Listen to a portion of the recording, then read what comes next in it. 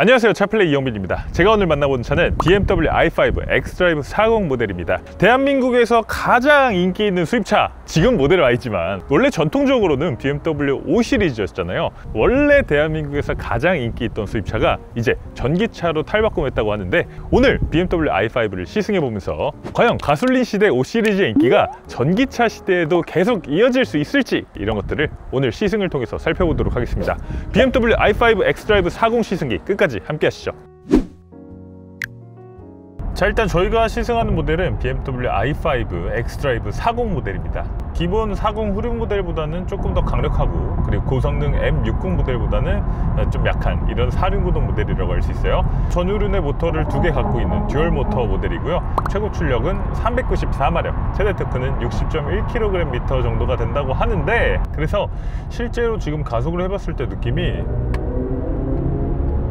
시속 100km 정도 된 상황에서 제가속을 했을 때도 그렇게까지 부족함이 없는 출력을 보여주고요. 특히 도심이나 일상 상황에서 주행을 할 때는 충분히 넉넉한 수준의 출력을 보여주고 있습니다. 그러니까 40이라고 붙어있는 이 숫자 자체가 가솔린 시대였으면 BMW가 자랑하던 직렬 6기통급의 출력을 전기차로도 그 수준의 출력을 구현했다라는 뜻이기 때문에 출력에 있어서는 어느 상황에서도 답답하지 않은 모습을 보여줍니다. 그리고 BMW의 전기 모터는 이 감속비 세팅 자체를 고속에서도 고르게 힘이 발휘될 수 있도록 세팅이 되어 있기 때문에 더더욱 지금 고속 상황에서 가속을 해봤을 때도 힘이 충분히 느껴지는 걸 볼 수 있어요. 일반적인 모드에서 이런 정도였고요.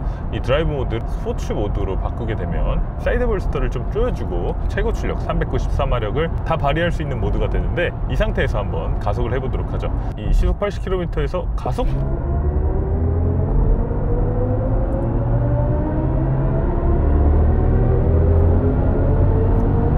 잘 달리네요. 자, 그래서 i5 xDrive 40 모델 같은 경우는 시속 100km까지 가속시간 제로백이 5.4초라고 합니다. 5.4초면 사실 꽤 빠른 수준이죠. i5 xDrive 40의 공차 중량은 2.3톤이 넘습니다. 2.3톤이 넘는데 5.4초, 대단한 거죠. 이 최고 출력이 394마력에 달하기 때문에 1마력이 감당하는 무게, 이 마력당 무게비가 대략 6kg이 조금 넘는 수준입니다. 그러니까 웬만한 스포츠 세단과 견줄 수 있을 정도의 이 마력당 무게비를 갖추고 있어서 이 i5 xDrive 40이 상당히 무거운데도 꽤 경쾌한 가속력을 보여주고 있습니다. 한스 짐머 가상 사운드도 장착이 돼 있죠. 그래서 가속을 해보면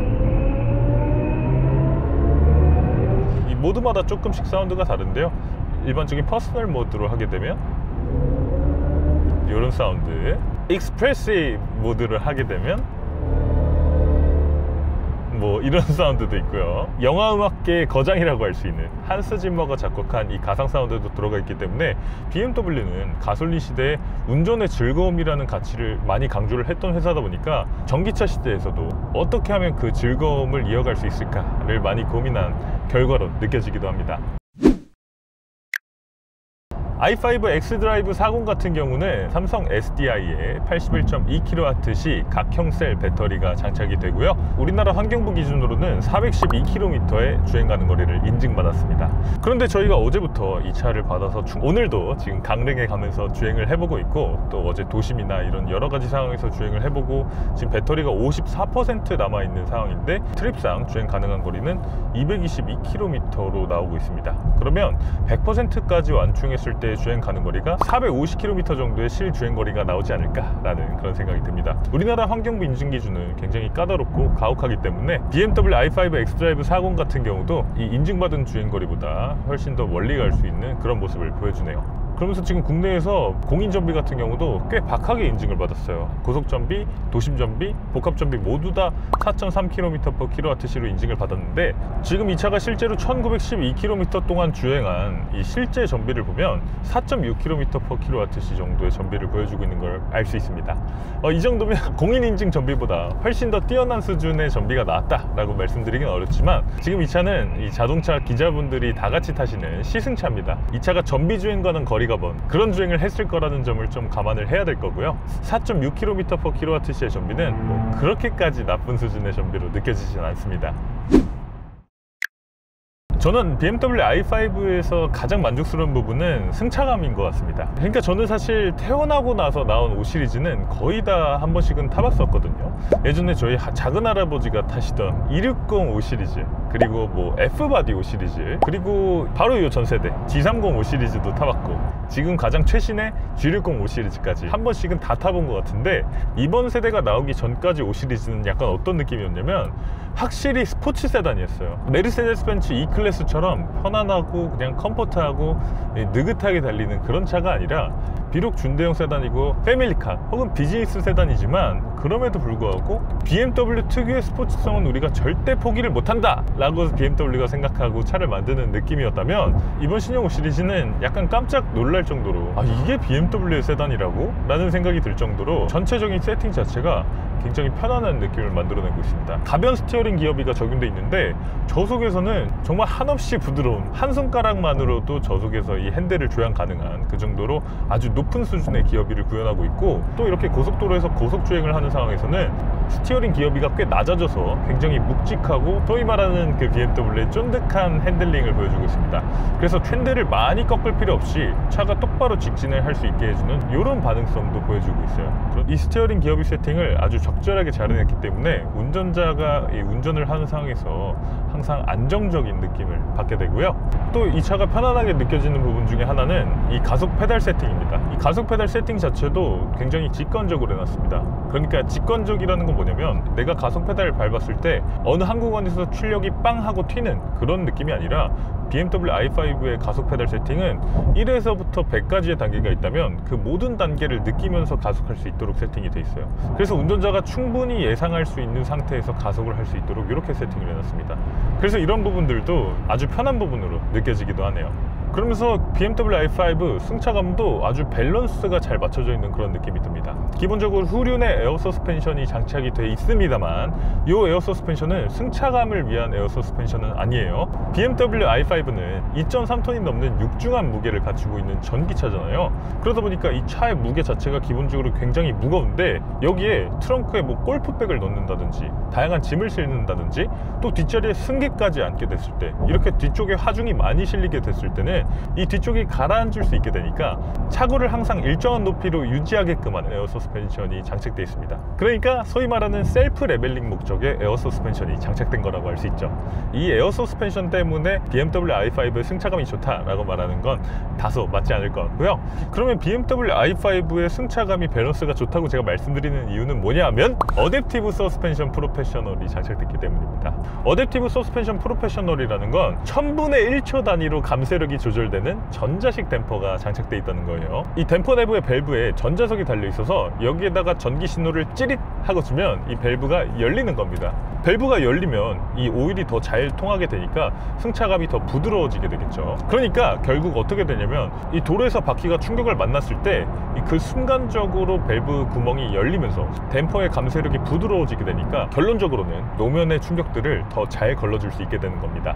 그래서 이런 전자석 밸브, 솔레노이드 밸브가 장착된 댐퍼가 적용이 돼 있기 때문에 이 i5 xDrive 40의 승차감이 컴포트 모드에서는 굉장히 편안한 느낌을 만들어내고 있고, 또 스포츠 모드라든지 이렇게 모드를 바꿔봤을 때는 이 밸브의 구멍을 강제로 좁게 만들어서 이 승차감을 단단하게 스포티한 드라이빙에 더 잘 어울리도록 바꿔놓는 것도 볼 수 있어요.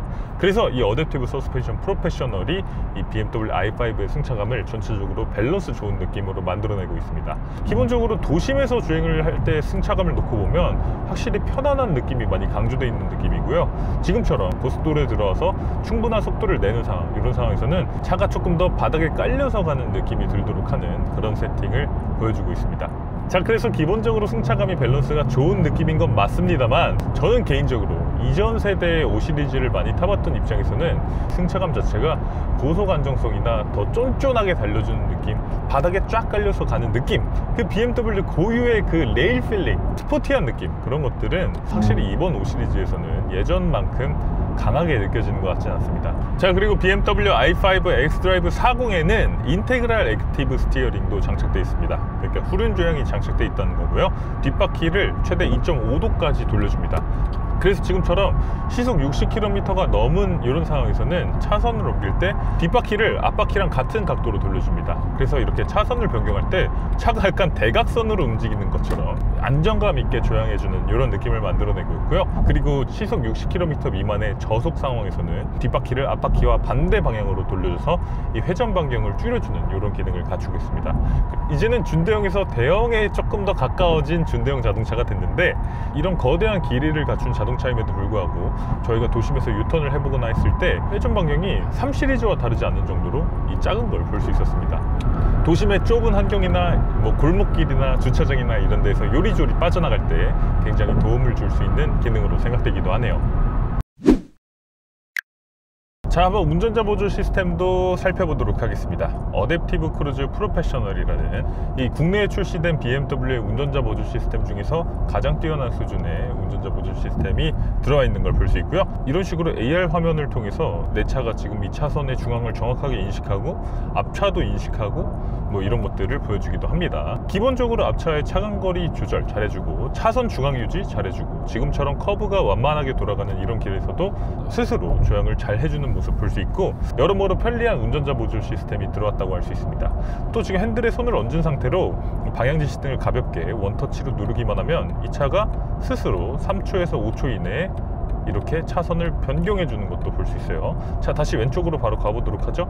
뒤쪽에 차가 한 대 있는 상황인데 이런 식으로 화살표가 나오면서 차가 스스로 차선을 옮겨주는 모습을 보여줍니다. 저는 전혀 지금 가속 페달을 밟거나 핸들 조작을 하지 않았는데 이 차가 스스로 작동하는 걸 볼 수 있어요. 저희가 지난번에 말씀드리기도 했던 UNEC WP29의 운전자 보조 시스템 관련 규정을 보면 차가 스스로 조향을 하기 위해서는 운전자가 반드시 방향지 시기를 조작을 해야 되고, 그리고 차가 차선을 변경할 수 있다고 스스로 판단한 시점에서 3초에서 5초 이내에 이 차선 변경을 모두 완료를 해야 된다는 그런 규정이 있기 때문에 그 규정에 딱 맞는 속도 안에서 가장 빠른 속도로 차선 변경을 해주는 것도 볼 수 있습니다. 그래서 기본기가 굉장히 잘 갖춰져 있는 그런 운전자 보조 시스템이 들어왔다고 말할 수 있습니다만, 사실은 이제는 시대가 변했습니다. 우리나라에도 이 테슬라의 FSD가 공식 출시한 상황, 이제는 운전자가 운전을 하지 않아도 되고 이 차한테 도심주행부터 고속주행까지 완전히 손을 떼고 맡길 수 있는 그런 상황이 됐기 때문에 이제 FSD가 국내에 출시된 이런 시대에서는 이 정도 운전자 보조 시스템을 가지고 좋다고 평가할 수는 없겠죠.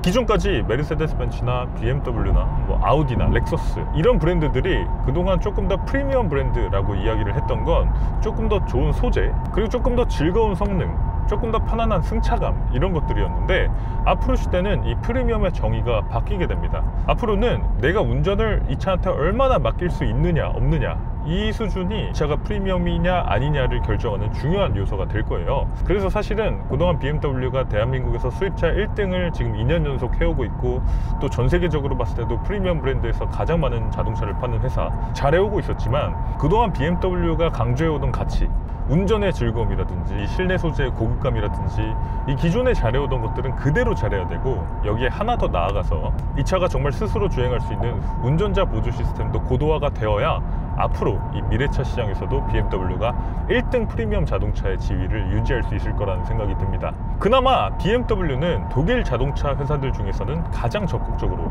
운전자 보조 시스템을 고도화하기 위한 노력을 하고 있습니다. 이 BMW는 이번 iX3를 시작으로 노이에 클래스에 완전히 새로운 뉴 클래스 시대가 열린다고 하잖아요. 그렇기 때문에 모터웨이 어시스턴트, 하이웨이 앤 시티 어시스턴트 이런 기능들을 제공할 예정이라고 합니다. 이건 뭐냐면 BMW가 독일 완성차 업체 중에서는 최초로 지난달에 UN 자동차 기준에 근거한 운전자 제어 보조 시스템 DCAS의 승인을 획득한 거예요. 그러니까 기존까지는 이 자국인 독일에서는 운전자 보조 시스템을 고도화하고 있었습니다. 독일 교통청이 예외 인가를 통해서 이런 핸즈프리 주행이 가능하게끔 만들어주고 있었는데, 이제는 BMW가 UNEC의 승인을 받은 거예요. 물론 최초로 지금 승인을 받은 상황이고 아직 운행 허가는 받지 못한 상황이기 때문에 운행 허가가 될 때까지 조금은 더 기다려야 되겠지만, 그 운행 허가가 되고 나면 우리나라에서도 BMW의 핸즈프리 주행이 가능하게 된다는 얘기입니다. 일단 모터웨이 어시스턴트는 고속도로나 자동차 전용 도로에서 완전히 핸즈프리 운전자 보조 시스템이 지원된다는 얘기입니다. 시속 130km 속도까지 완전히 손을 놓은 상태로 주행이 가능하다고 하고요.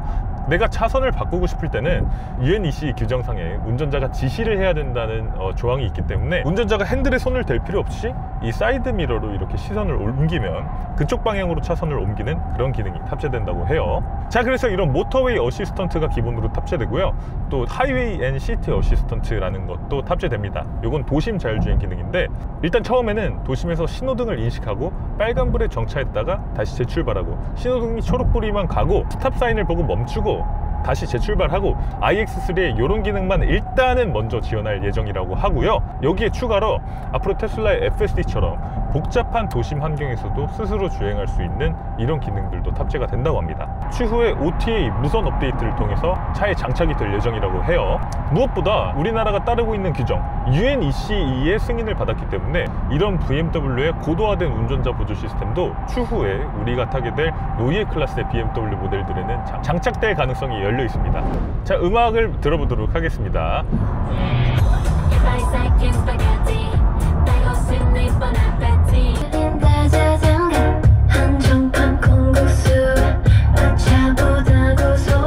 지금 i5 xDrive 40에는 BMW 5 시리즈에서 최고급의 스피커가 들어갑니다. 바우센 윌킨스의 사운드 시스템이 들어가고, 스피커는 18개. 이 사운드 시스템의 최고 출력 같은 경우는 655W의 출력을 갖춘 스피커를 보유하고 있어요.